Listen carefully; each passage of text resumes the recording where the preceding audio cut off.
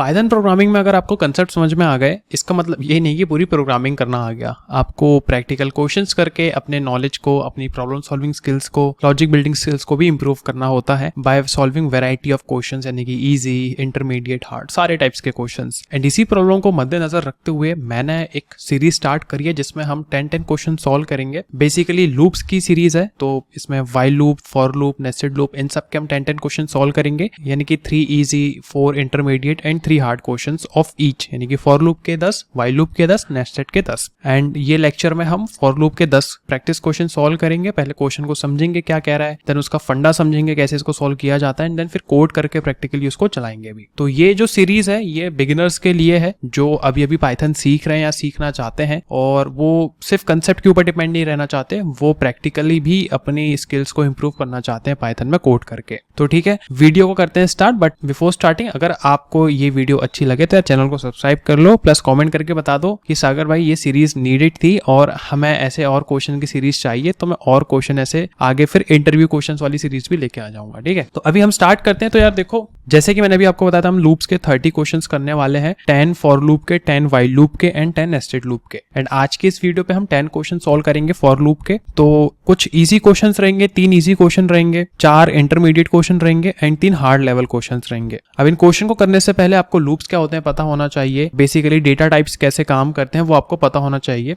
अगर आपको नहीं पता है तो डोंट वरी, मैंने ऑलरेडी लेक्चर्स डाल चुके हैं, आप उनको देख सकते हो और फिर इस वीडियो पे आ सकते हो। बट अगर आपको पता है तो कोई इशू नहीं है, वैसे भी मैं आपको स्टेप बाय स्टेप सब कुछ यहाँ पे समझा के ही चलने वाला हूँ।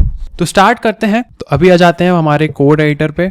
मैं आ गया हूँ मेरे कोड एडिटर पे एंड मैं यहाँ पे एक नया फोल्डर बना लेता हूँ, उसका नाम रखते हैं हम लूप, और इसके अंदर इस फोल्डर का नाम रखते हैं फॉर। ठीक है, अब जो भी 10 क्वेश्चन हम सॉल्व करेंगे इस वाले फोल्डर के अंदर वो हमारे क्वेश्चंस रहेंगे। एंड मोस्ट इंपॉर्टेंट कि हम जितने भी क्वेश्चन करेंगे वो मैं फोल्डर वगैरह इसलिए बना रहा हूँ ताकि वो ऑर्गेनाइज तरीके से रहे कि यार ये रहे वो 30 क्वेश्चन जिनको हमने सॉल्व किया और आप भी उनको ट्रैक कर पाओ।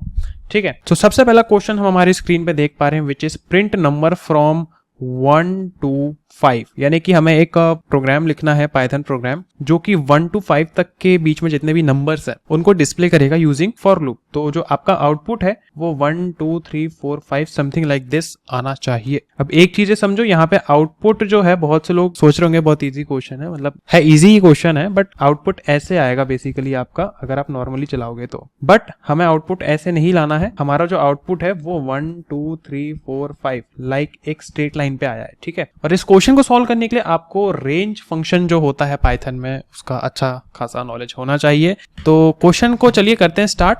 q1 करके .py करके एक मैं फाइल बना लेता हूं, और यहाँ पे हमारा क्वेश्चन था कि हमें 1 to 5 तक के नंबर्स को प्रिंट करना है। क्वेश्चन को स्टार्ट करने से पहले लॉजिक एक्सप्लेन कर देता हूं। तो सबसे पहला हमें सिर्फ नंबर्स को सीक्वेंस में प्रिंट करना है। ठीक है, हमें क्या करना है, नंबर्स को सीक्वेंस में प्रिंट करना है। सेकंड, हम यहाँ पे फॉर लूप का यूज करेंगे और रेंज फंक्शन में हम पास करेंगे स्टार्ट, स्टॉप और स्टेप। तो स्टेप जो है हमारा वो 1 ही रहेगा, यानी कि +1 ही रहेगा, तो उसको नहीं भी लिखेंगे तो कोई इशू नहीं है। स्टार्ट हमारा रहेगा 1 एंड जो स्टॉप रहेगा वो रहेगा हमारा 6। अब यार अगर आपको रेंज फंक्शन के बारे में नहीं पता है तो जो स्टॉप रहता है यहाँ पे ये चलता है n-1 के फंडे पे, यानी कि अगर आप यहाँ पे 5 लिखते हो तो 5 - 1 = 4, यानी कि ये 1 से लेके से 4 तक के ही नंबर दिखाएगा। तो इसलिए इसको n+1 करके लिखना पड़ता है कि जैसे अगर मुझे 5 तक चाहिए तो मैंने यहाँ पे 6 लिखा है, तो n-1 हो जाएगा 6, तो सॉरी 6 नहीं होगा 5 होगा, तो ये 5 तक जो है हमारे पूरे नंबर डिस्प्ले कर देगा। तो बहुत आसान क्वेश्चन है, बहुत 2-3 लाइन में ही हो जाएगा। जैसे कि मैं यहाँ पे लिखता हूँ for i in range, start रखे हमने 1, स्टेप तो 1 है तो वो नहीं लिखोगे तो कोई दिक्कत नहीं है, स्टॉप रखा हमने 6। अब प्रिंट क्या कराना है, ऑब्वियसली प्रिंट हमें क्या कराना है, आई की वैल्यू प्रिंट करानी है।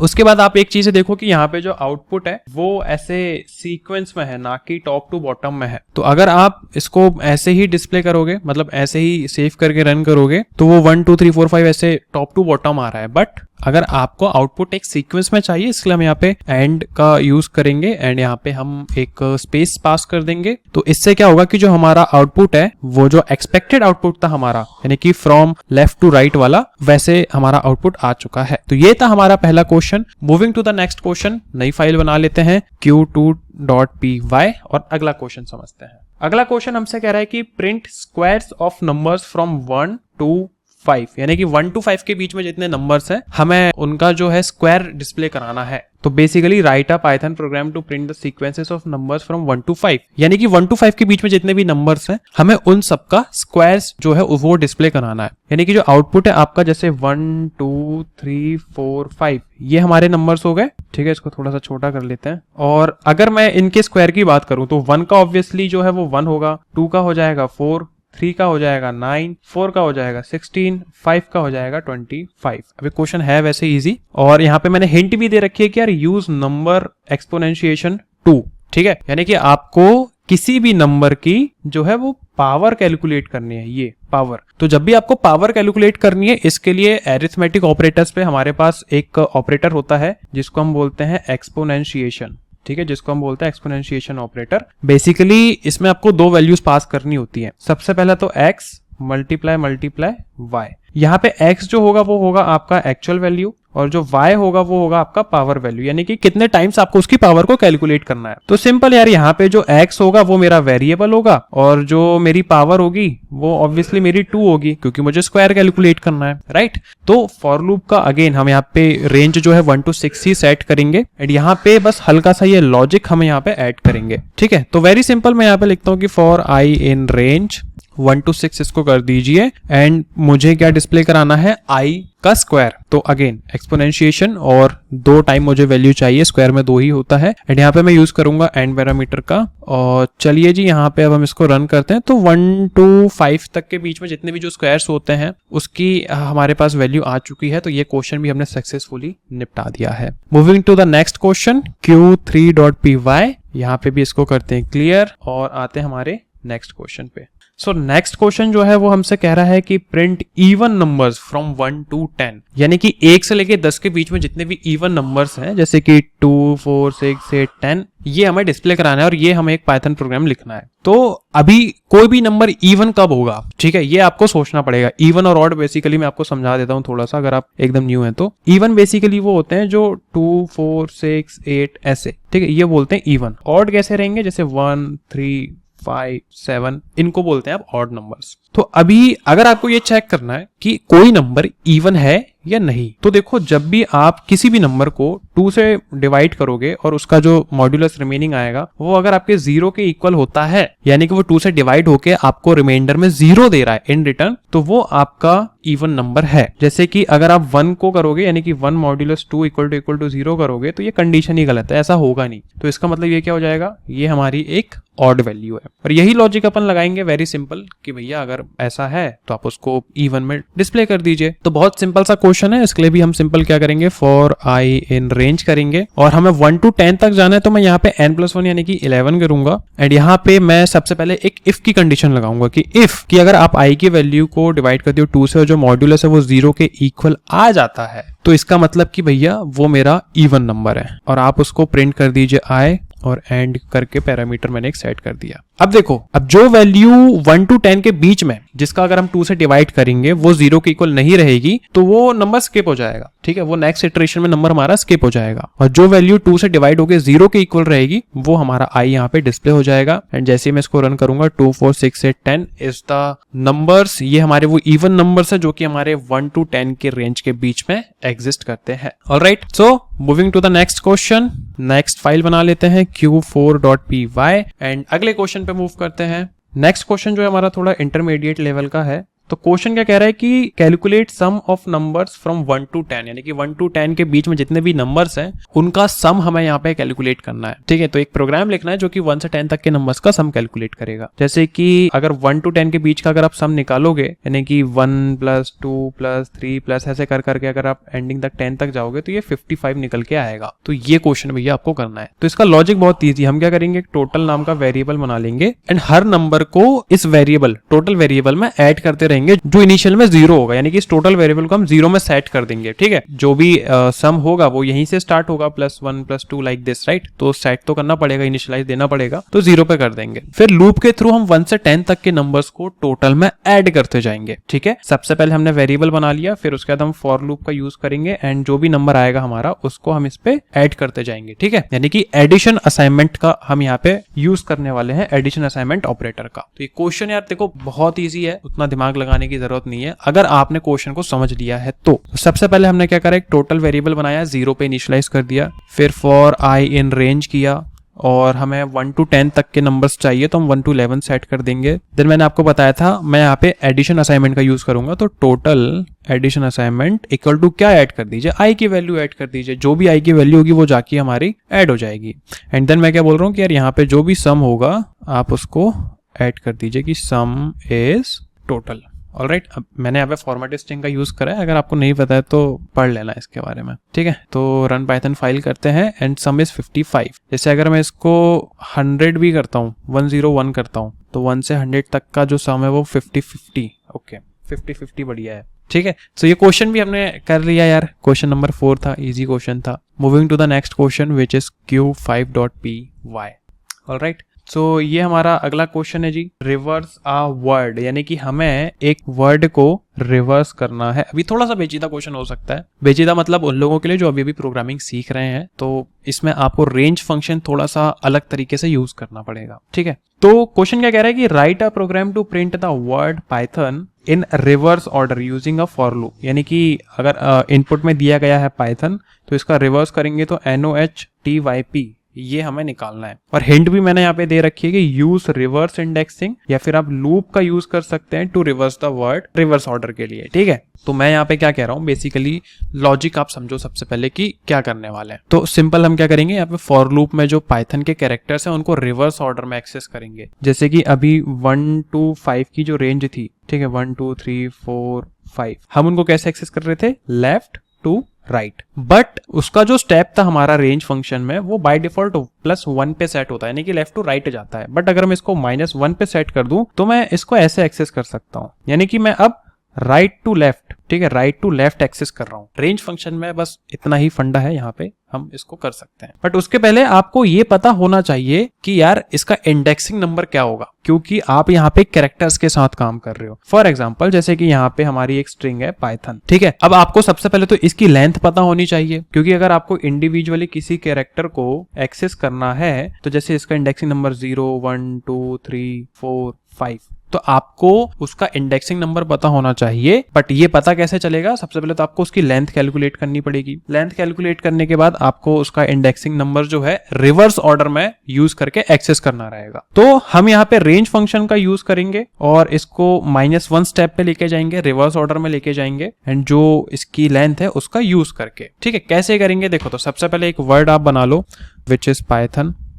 अब सबसे पहले क्या करेंगे, हम फॉर लूप का इसका फंडा लिखते हैं कि फॉर आई इन रेंज, और यहाँ पे मैं लिखता हूँ कि लेंथ ऑफ क्या, वर्ड की जितनी भी लेंथ है, ठीक है, -1, क्योंकि देखो पाइथन की लेंथ कितनी है 6। बट अगर मैं आई ऐसे 6 को एक्सेस करूंगा तो वो कैरेक्टर तो बैठे ही नहीं है, राइट, वो कैरेक्टर तो मेरा बैठा ही नहीं है यहाँ पे, तो वो कैरेक्टर तो निकल के नहीं आ पाएगा, इसलिए मैं इसको -1 लिख रहा हूँ। तो 6 - 1 क्या हो जाएगा, 5। तो जब i और 5 को मैं एक्सेस करूंगा तो डेफिनेटली मुझे ये कैरेक्टर मिल जाएगा।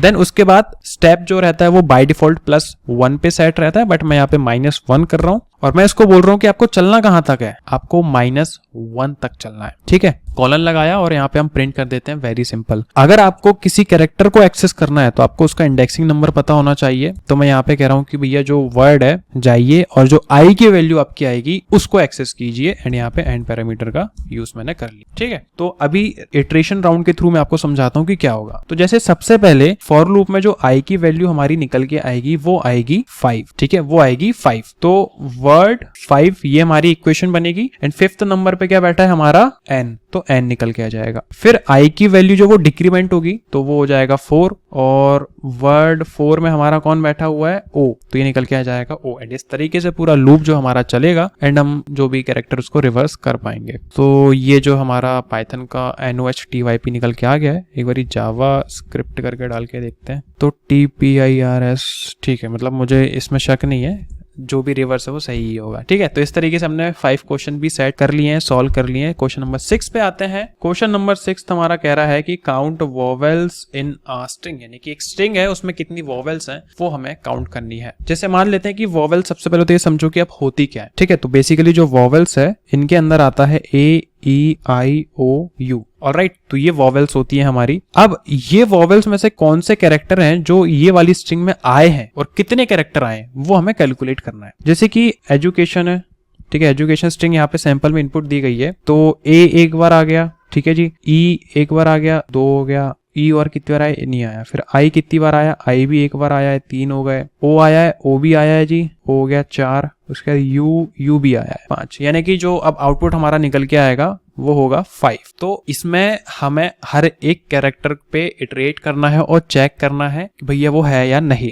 अगर वो A-E-I-O-U के बीच में कोई कैरेक्टर मैच होता है तो हम उसको इंक्रीमेंट कर देंगे +1 से। ऑलराइट, तो इसके लिए भी अगेन 2-3 चीजें करनी पड़ेंगी। सबसे पहले तो एक वॉवेल्स नाम का वेरिएबल बनाना पड़ेगा जिसके अंदर हम सेट करेंगे A-E-I-O-U, ठीक है। उसके बाद हम एक वर्ड लेंगे जो कि हमारा स्ट्रिंग होगा, ठीक है, वो है एजुकेशन, राइट। अब ये एजुकेशन में कितने वॉवेल्स हैं वो कैलकुलेट करने के लिए हमें पहले से इसका एक प्रीसेट चाहिए होगा, तो मैंने यहाँ पे वॉवेल्स जो है वो उसको लिख रखा है, तो वही चीज मैं यहाँ पे करूंगा। अब मैं यहाँ पे बोल रहा हूँ कि तो फॉर कैरेक्टर इन किस में, वॉवेल्स में, नहीं वर्ड में, ठीक है। तो यार देखो, अब मैं यहाँ पे कैरेक्टर्स को एक्सेस कर रहा हूँ, इसलिए मैं यहाँ पे रेंज वेंज का यूज नहीं करने वाला, ठीक है। तो बहुत सिंपल सा लॉजिक है, यहाँ पे मैं मेंबरशिप ऑपरेटर का यूज करूंगा कि अगर जो कैरेक्टर आप चला रहे हो, यानी कि जो वॉवेल पे आप कैरेक्टर को एक्सेस कर रहे हो, वो हमारा ऑलरेडी आपको अगर वॉवेल्स में मिलता है, यानी कि इफ कैरेक्टर इन वॉवेल्स, तो आप क्या कीजिए, काउंट जो है उसको इंक्रीमेंट कर दीजिए +1 से। अब काउंट क्या है, काउंट एक वेरिएबल इनिशियलाइज कर देते हैं हम, जिसको सेट कर देंगे 0 पे। अब ये इसकी जो टोटल वैल्यू निकल के आएगी, इसको फिर अपन एंडिंग में रिटर्न कर देंगे कि भाई इतना टोटल काउंट है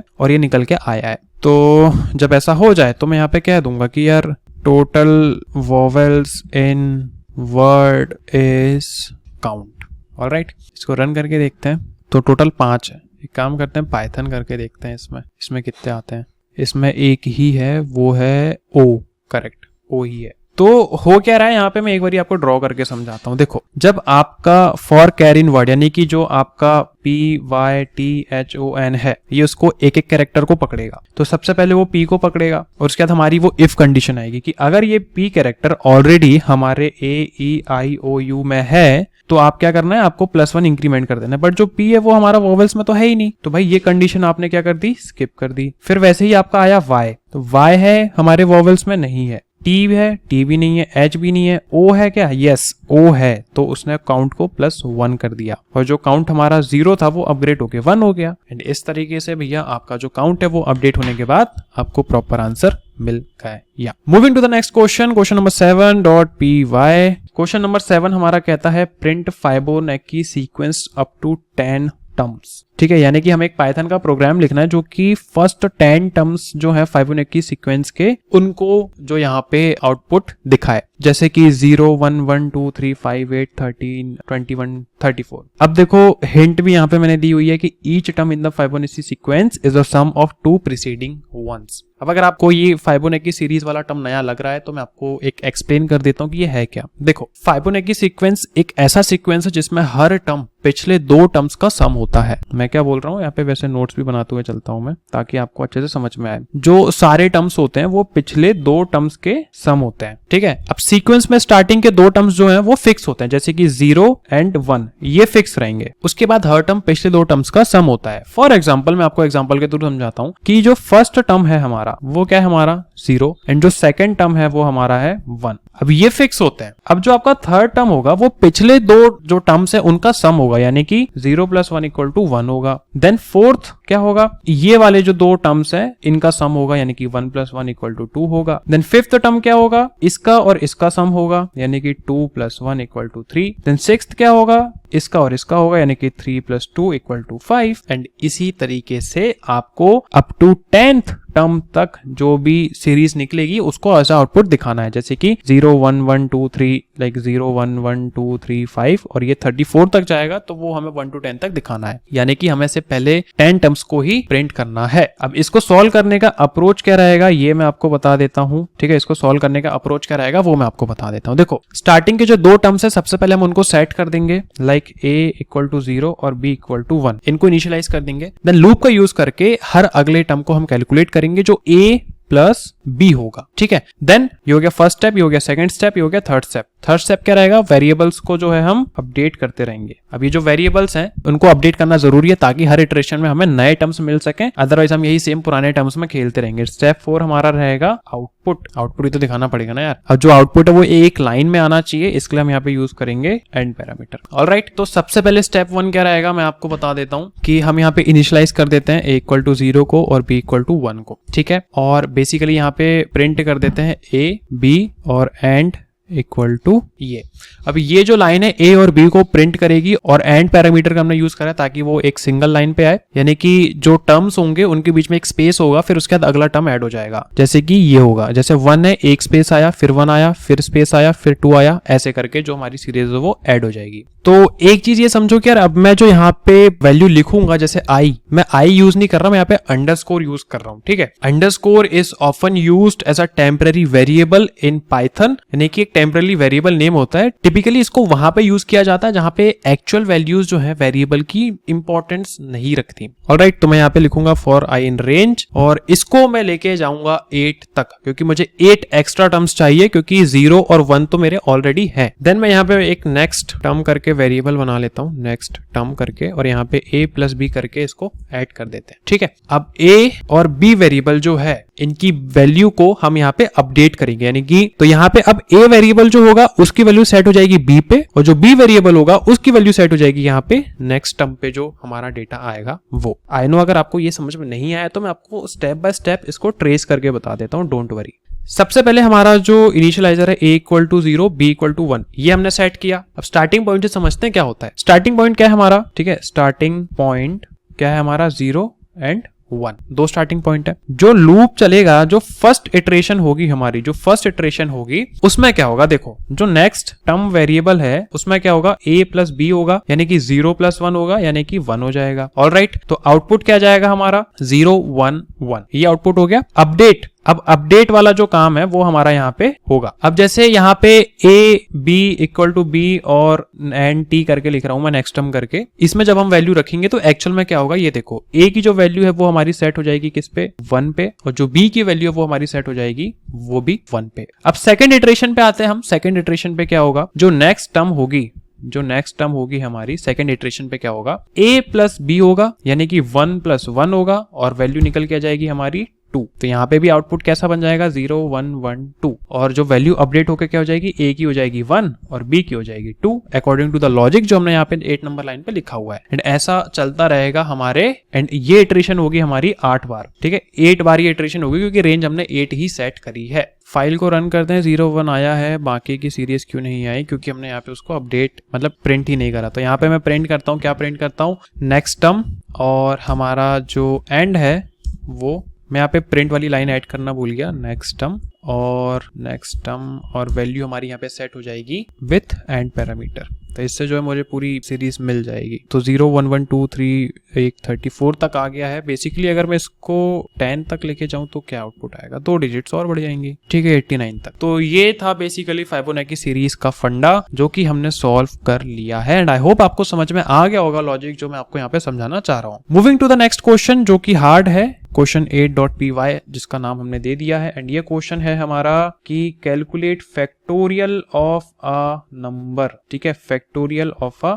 नंबर। तो चलिए जी ये क्वेश्चन को भी सॉल्व किए देते हैं, और ये फाइल को थोड़ा सा इधर ले आते हैं ताकि आपको अच्छे से समझा पाए। क्वेश्चन क्या कह रहा है कि calculate factorial of a number, यानी कि write a program to calculate the factorial of a given number, जैसे कि 5। ऑलराइट, यानी कि हमें इसका फैक्टोरियल निकालना है। अब अगेन अगर आप एक नए बंदे हैं तो मैं आपको बता देता हूँ कि फैक्टोरियल एक्चुअल में होता क्या है, ठीक है। तो बेसिकली फैक्टोरियल एक मैथमेटिकल कंसेप्ट है जो कि किसी भी पॉजिटिव इंटीजर का product of all positive integers होता है फ्रॉम 1 to n। क्या कहा मैंने, एक बार लिख भी देता हूं मैं, product of all positive integers, product of all positive integers, कहां से कहां तक, फ्रॉम 1 to n। अब ये n क्या है, डोंट वरी, सारी चीजें बता देता हूं। जैसे कि हमें यहाँ पे as an input n equal to क्या मिला है, 5। तो 5 का फिबोनाची, तो 5 का अगर आप फैक्टोरियल लिखोगे तो वो कुछ ऐसा हो जाएगा, एंड जैसे n-1 ये जो है रूटीन इसकी चलती है। तो बेसिकली फैक्टोरियल को n और ऐसे एक्सक्लेमेटरी साइन इससे डिनोट किया जाता है। और इसका जो फॉर्मूला निकल के आता है वो ये होता है कि n into n minus one multiply n minus two, and ये चलते रहता है कब तक, इंटू 1 तक, यानी कि जब तक 1 नहीं आ जाता। तो ये कैसे हो जाएगा, 5 इंटू 4 इंटू 3 इंटू 2 इंटू 1, जो भी आंसर आएगा, जैसे 5 4 20, 20 इंटू 3 60, 60 इंटू 2 120, इसका 120 फैक्टोरियल निकलेगा मेरे ख्याल से, हाँ करेक्ट। तो अब इस क्वेश्चन को सॉल्व करने का लॉजिक अपन समझते हैं कैसे करने वाले हैं। सबसे पहले तो अपन एक वेरिएबल इनिशियलाइज कर देंगे फैक्टोरियल के नाम से, ठीक है। सबसे पहले हम एक फैक्टोरियल नाम से वेरिएबल इनिशियलाइज कर देंगे जिसको सेट कर देंगे 1 पे। देन लूप का यूज करके 1 से लेके n तक के नंबर्स को फैक्टोरियल में मल्टीप्लाई करेंगे। एंड थर्ड स्टेप जो हमारा रहेगा वो रहेगा कि लूप के हर स्टेप पे फैक्टोरियल को अपडेट करते रहेंगे और एंड में फाइनल वैल्यू जो उसको हम डिस्प्ले करा देंगे। तो सबसे पहले मैं यहाँ पे करता हूँ n इक्वल टू क्या, 5, फैक्टोरियल को हम इनिशियलाइज कर देते हैं 1 पे। तो बेसिकली ये n वो वैल्यू स्टोर करता है किस नंबर का फैक्टोरियल कैलकुलेट करना है। Then factorial equal to 1, starting में फैक्टोरियल को हमने 1 पे यहाँ पे सेट कर दिया है जो कि एक बेस वैल्यू है। अब ये वेरिएबल हर स्टेप पे अपडेट होते रहेगा। तो लूप चलाते हैं बेसिकली इसको कैलकुलेट करने के लिए कि for i in range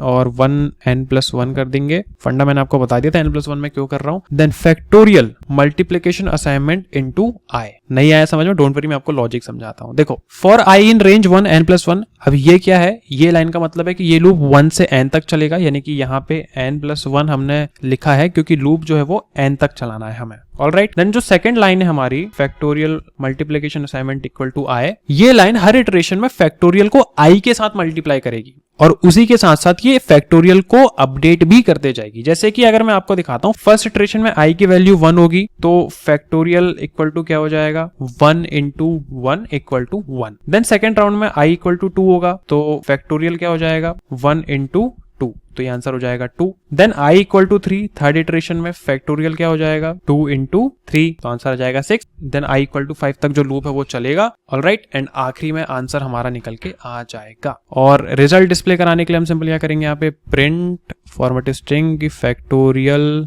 of n is x करली ब्रैकेट्स के अंदर फैक्टोरियल, इसको चलाते हैं और फैक्टोरियल ऑफ 5 इज 120। काम करते हैं 10 का फैक्टोरियल निकालते हैं, 3628880। ओके, बड़ा नंबर है, मैं कैलकुलेट नहीं कर पाऊंगा, आप लोग मैन्युअली करके देख लेना। So moving to the next question, question number 9.py। और ये क्वेश्चन भी भाई एकदम हल्का नहीं होने वाला, थोड़ा सा मुश्किल है। तो चलिए जी क्वेश्चन नंबर 9 समझते हैं क्या है। Question number 9 is saying check a number is prime or not, यानी कि एक नंबर जो वो प्राइम है या नहीं, हमें ये डिस्प्ले करके दिखाना है। अब अगेन अगर आपको नहीं पता है प्राइम नंबर क्या होता है तो डोंट वरी, मैं आपको समझा देता हूँ। प्राइम नंबर एक ऐसा नंबर होता है जो सिर्फ 1 या फिर अपने आप से डिविजिबल होता है, ठीक है। जैसे कि अगर मैं बात करूं 2 और 3, 5, 7, 11, 13, ये सब क्या है, प्राइम नंबर्स हैं। अगर एक नंबर 1 और अपने आप के अलावा किसी और नंबर से डिवाइड हो जाए तो वो हमारा प्राइम नंबर होता है। एंड क्वेश्चन भी हमें क्या कह रहा है, वही कह रहा है कि भैया आपको एक नंबर दिया जाएगा, आपको ये बताना है कि वो प्राइम है या नहीं है। बहुत आसान क्वेश्चन है, कोई घबराने वाली बात नहीं है, अभी सॉल्व कर लेते हैं। तो सबसे पहले ये लॉजिक समझ लो कि इसको मैं 3 स्टेप में कैसे सॉल्व करूंगा, ठीक है। 3 स्टेप में कैसे सॉल्व करूंगा, यहाँ पे आ जाते हैं थोड़े से फ्री स्पेस में। तो बेसिकली इसको 3 स्टेप में कैसे सॉल्व करेंगे वो मैं आपको बता देता हूँ। सबसे पहला हम एक वेरिएबल इनिशियलाइज करेंगे लाइक इज प्राइम और इसको सेट कर देंगे बुलियन वैल्यू ट्रू पे, ठीक है, जो हमें बताएगा कि नंबर प्राइम है या नहीं। देन सेकंड स्टेप हमारी क्या रहेगी, हम यहाँ पे फॉर लूप का यूज करके चेक करेंगे कि नंबर 2 से लेके SQRT नम, यानी कि जो उनका स्क्वायर रूट है तक किसी भी नंबर से डिवाइड हो रहा है या नहीं हो रहा है। अगर हो रहा है तो जो ये इस प्राइम है इसको हम सेट कर देंगे किस में, फॉल्स में, और अगर नहीं हो रहा है तो वो ट्रू पे ही सेट रहेगा। एंड नंबर 3, अगर लूप के बाद इस प्राइम ट्रू रहा, यानी कि स्टिल ये ट्रू है, तो भैया नंबर जो वो प्राइम है आपका, और अगर नहीं है तो मतलब प्राइम नहीं है, ठीक है। वेरी सिंपल लॉजिक मैं आपको बता देता हूं। जैसे कि सबसे पहले हम क्या करेंगे, यहाँ पे नम इक्वल टू हम यहाँ पे सेट कर देते हैं 7, नम इक्वल टू 7 कर लिया और इस प्राइम को हम यहाँ पे बुलियन वैल्यू दे देते हैं विच इज ट्रू। यहाँ तक आपको कोई दिक्कत नहीं होनी चाहिए मेरे ख्याल से। अब हम यहाँ पे लूप का यूज करके चेक करेंगे कि भैया ये नंबर प्राइम है या नहीं है। तो बेसिकली इसके लिए मैं यहाँ पे एक लॉजिक लिखूंगा कि फॉर i इन रेंज 2 से आप स्टार्ट कीजिए क्योंकि 1 तो है प्राइम, ठीक है। अगर यूजर ने 1 एंटर किया तो वो तो 1 तो है ही प्राइम। एंड यहाँ पे मैं लॉजिक लिख रहा हूँ, स्क्वायर रूट निकाल रहा हूँ इसका, किसका स्क्वायर रूट निकाल रहा हूँ, इंटू 0.5 प्लस 1, ठीक है, उस इंटीजर वैल्यू का स्क्वायर रूट मैं यहाँ पे निकाल रहा हूँ। अब इस लाइन का मतलब क्या है वो पर्पस मैं आपको बता देता हूँ। देखो, इस लाइन का काम है नंबर नम का स्क्वायर रूट निकालना एंड उसे इंटीजर में कन्वर्ट करना और फिर उसको +1 कर देना। स्टेप बाय स्टेप बताता हूँ। जैसे कि मैंने यहाँ पे लिखा है क्या, इंट नम एक्सपोनेंशिएशन 0.5 + 1। अभी सबसे पहले समझते हैं कि ये वाली लाइन का मतलब क्या है। जैसे कि मैंने यहाँ पे लिखा नम एक्सपोनेंशिएशन 0.5। ऑलराइट, तो नम एक्सपोनेंशिएशन 0.5 का मतलब होता है नम का स्क्वायर रूट निकालना, स्क्वायर रूट निकालना। ठीक है, एग्जाम्पल के लिए अगर नम इक्वल टू क्या है 25, तो नम एक्सपोनेंशिएशन 0.5, अगर आप इस 25 को इस इक्वेशन में डालेंगे तो आपको आंसर मिलेगा 5.0 एंड आपने इसको बाहर कवर किया है किससे, इंट से, तो ये 5.0 बन के क्या मिल जाएगा आपको, सिर्फ 5।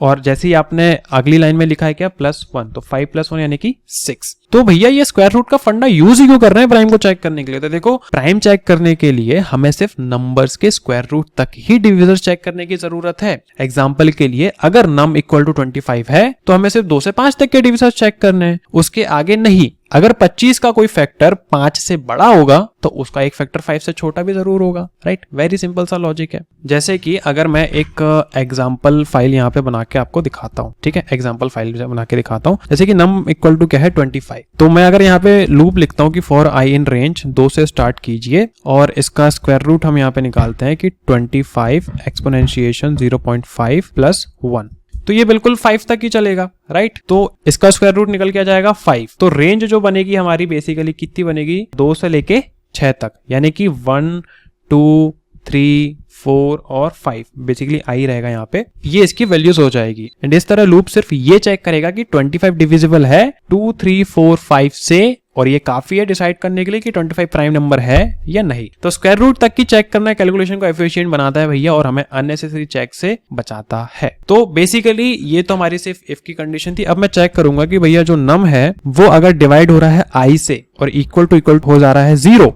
यानी कि 0 से डिवाइड हो गया, तो भैया जो इस प्राइम है आप इसको सेट कर दीजिए फॉल्स पे और प्रोग्राम को यहाँ पे मतलब लूप को कर दीजिए ब्रेक। अगर ऐसा नहीं हो रहा है तो अगेन हम यहाँ पे वेरिफिकेशन करेंगे कि भैया जो नंबर है वो हमारा प्राइम है या नहीं। मतलब एक कंडीशन लगाएंगे कि इफ इस प्राइम, यानी कि ये ट्रू रहा एंड नम जो है हमारा वो 1 से बड़ा होना चाहिए, क्योंकि अगर वो 1 है तो वो ऑलरेडी प्राइम है। तो ऑलरेडी हम यहाँ पे क्या लिख देंगे कि num is a prime member. Alright, और अगर ये इफ की कंडीशन गलत होती है तो ऑलरेडी एल्स में आ जाएगा एंड यहाँ पे पता चल जाएगा कि भैया num is not a prime member. Okay, इसको चला के देखते हैं।